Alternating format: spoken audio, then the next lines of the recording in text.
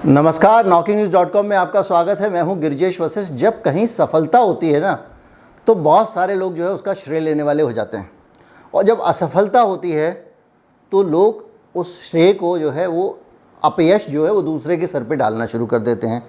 यानी यश मेरा अपयश तेरा।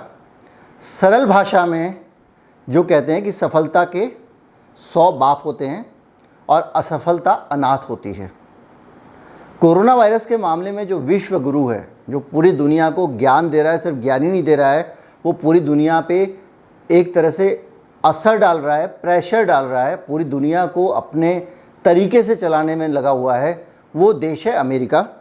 और हालत ये है कि अमेरिका सबसे ज़्यादा नाकाम देश भी है कोरोना को नियंत्रण करने के मामले में। ये एक कड़वा सच है जिसको कोई स्वीकार करे ना करे, लेकिन ये सच है कि वहाँ पे लगातार केसेस बढ़ रहे हैं। वहाँ एक आध दो लहर नहीं आती है, वहाँ लहर ही ख़त्म नहीं होती है। और हालत ये है कि अब वहाँ पे जो है आपस में एक दूसरे का सिर फोड़ना उन्होंने शुरू कर दिया है। और अब जो नए झगड़ा शुरू किया हुआ है, नई राजनीति शुरू हुई है, नया बवाल शुरू हुआ है, सर फुटअव्वल भी हो रहा है। और सबसे नया मसला जो है वो है बच्चों को मास्क पहनाने का। अमेरिका में अब पार्टियां आमने सामने आ गई हैं और ये झगड़ा शुरू हो गया है कि बच्चों को स्कूल में मास्क पहनाया जाए या ना पहनाया जाए। क्या मसला है, क्या बैकग्राउंड है, कब से क्या शुरू हुआ, सब कुछ बताएंगे। कहीं मत जाइएगा, चैनल को सब्सक्राइब कर लीजिए। बातचीत शुरू करते हैं।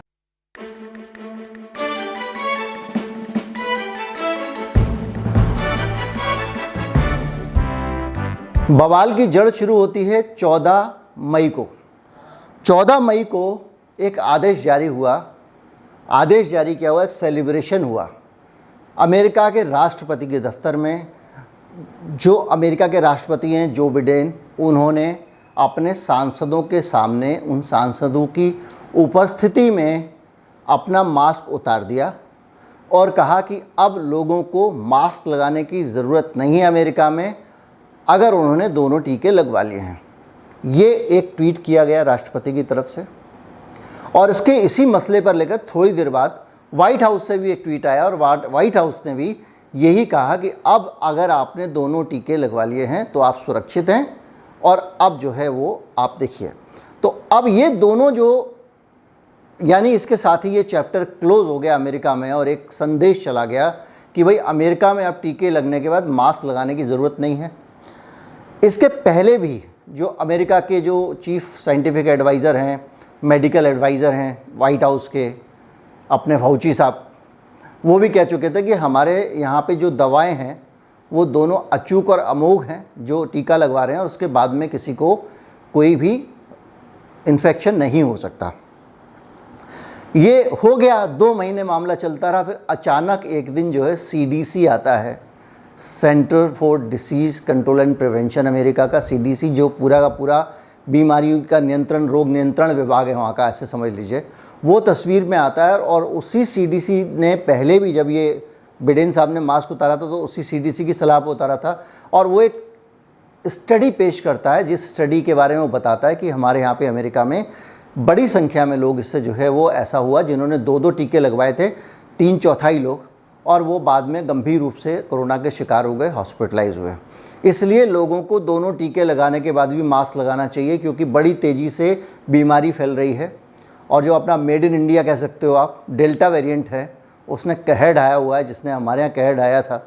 और अब वो डेल्टा वेरिएंट से बचना है तो मास्क लगा के रखिए। आपने भले ही दोनों टीके लगवा लिए हैं।